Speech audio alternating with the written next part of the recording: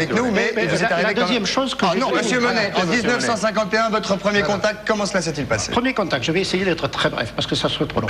1951, j'étais dans le département de Vaucluse, dans un petit village qui s'appelle Courthézon, où habitait ma fiancée. Je venais la raccompagner chez elle. Il était 1h30 du matin, c'était la nuit, donc c'était au mois de juillet.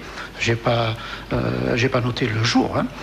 Et comme d'habitude, lorsque je l'ai quitté, je faisais le tour du petit périphérique du petit village, là, et il y avait une petite place avec une fontaine où j'avais l'habitude de m'arrêter, assis sur ma bicyclette, car j'étais à bicyclette, j'avais 7 à 8 km à faire pour venir chez moi, à Orange, et c'est là que je m'arrêtais et que je donnais le premier coup de pédale, habituellement. Et ce jour-là, ça ne s'est pas passé comme d'habitude.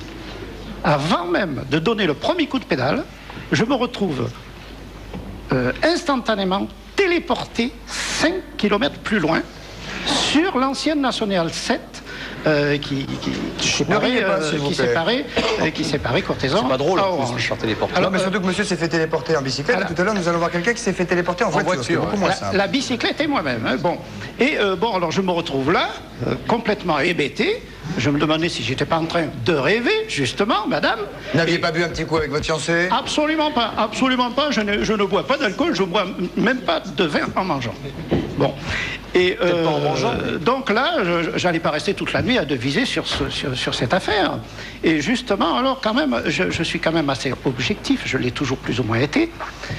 Et je me rends compte, en regardant ma montre, qu'il était toujours 1h30 du matin.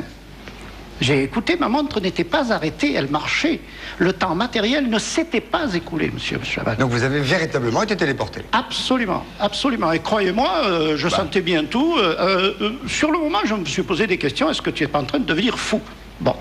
Alors là, j'allais pas rester là toute la nuit, donc. Et je commence à pédaler, alors, en direction de chez moi, parce que, bon, ben, il fallait quand même que je rentre un jour, hein. Et puis j'ai fait 20 mètres, comme ça, et j'ai bifurqué dans un petit chemin qui descendait à l'intérieur d'une vaste carrière de gravier. Contre votre volonté? Enfin, sans avoir la volonté d'y aller? Sans avoir la volonté d'y aller, comme si c'était tout naturel, comme si j'avais toujours fait cela. Arrivé en bas du chemin, à l'entrée de la carrière de gravier, je suis descendu de bicyclette et j'ai marché à pied, tranquillement. Bon, et donc, à un détour, je vois, soudain, un magnifique engin de forme lenticulaire, la forme traditionnelle de la soucoupe volante telle qu'on nous l'a décrit dans les médias, et qui faisait environ 25 mètres de diamètre, 4 mètres de hauteur environ là, à l'endroit du dôme, et qui se sustentait silencieusement au-dessus du sol, sans roulette, sans béquille, sans frein d'atterrissage, sans rien. Et cet engin avait une couleur bizarre, c'était à la fois blanc, argent, bleuté, et ça me paraissait très métallique. Et là, vous n'avez pas eu peur? Non, pas encore. J'étais fasciné par cette belle chose qui était là. C'était un peu impressionnant, mais c'était tellement merveilleux. Qu'est-ce que c'était beau, ça. J'avais entendu parler des engins, des ovnis, mais ça ne m'a jamais intéressé. Là, vous avez vu un habitant du vaisseau? Alors là, je me suis approché et je ne m'étais pas rendu compte, c'était assez vaste cet engin, je ne m'étais pas rendu compte que là, au sol, devant l'engin, un peu sur le côté droit, il y avait 4 êtres humains de forme absolument humaine, comme nous, d'environ 1m90, bien bâtis, grands, blonds, le teint clair, et qui regardaient dans ma direction. Et habillés comment?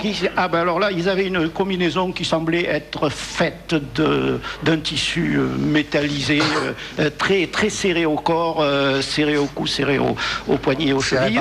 Ils étaient pieds nus, mais ils n'avaient pas de casque de respiration. Ils avaient des pieds normaux avec des orteils? Tout était absolument normaux, absolument.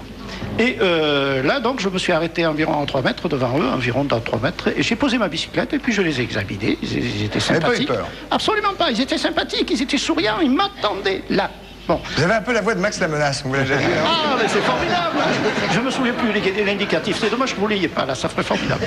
Et donc là, je les examine pendant un certain temps, parce que je n'avais pas la notion du temps, je n'avais plus la notion du temps. Et votre montre toujours à 1h30? Et là, ma montre toujours 1h30. Bon. Et là, d'un seul coup, c'est là que j'ai eu peur pour la première fois au cours de ce contact. J'ai entendu à l'intérieur de moi, non pas que à l'intérieur de ma tête, mais à l'intérieur de toutes les fibres de mon corps, j'ai entendu leurs pensées. Alors, À ce moment-là, je savais pas. C'était quoi Bon, à ce moment-là, je savais pas que c'était de la télépathie. C'est maintenant que je. Oui, mais qu'est-ce qu'ils pensaient? Dire, regarde le petit à lunettes, là, il est mignon. Non, non, pas du tout ça. Non, ils ont commencé à me dire, nous sentons de la crainte en toi. Mais n'aie pas peur, David Vincent. Nous sentons la crainte en toi, mais n'aie peur de rien. Nous sommes là pour le bien de votre humanité, etc., etc. Alors ensuite, que s'est-il passé? Attendez, tout de suite. Oh non, monsieur Monet, il faut y aller, là. Non, tout de suite après, ils m'ont dit, ne t'approche pas de notre véhicule, car il est dangereux pour toi, il détruirait ces vibrations détruiraient les cellules de ton corps. Voilà, là, comme vous dites. Alors bon, ben là, il s'est passé, à mon sens, à mon avis, une vingtaine de minutes où j'ai reçu une foule d'informations à une allure extraordinaire. Rien de scientifique. Rien qui aurait pu avancer. Si, un peu quand même. Mais enfin, j'ai mis un certain temps à mettre des mots là-dessus, c'était tellement fantastique.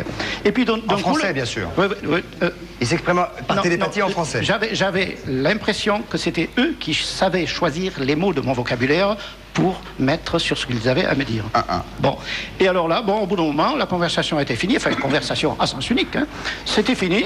Ils étaient là, toujours en face de moi, souriants, sans même leur dire au revoir, ni un signe de main, ni rien. J'ai ramassé ma bicyclette, j'ai fait demi-tour. Et là, le lendemain, vous avez dit quoi à qui? Le lendemain, d'abord, j'ai voulu me donner ma preuve à moi. Et en rentrant, j'ai fait un boucan pas possible pour que le lendemain, mes parents me reprochent d'avoir fait un bruit infernal. Pour moi, c'était ma preuve à moi. C'était tellement fantastique tout ça. Pourtant, je vous assure, je me sentais absolument aussi normal que maintenant en face de vous. C'est dire. Tout à fait. Vous voyez un peu. Mais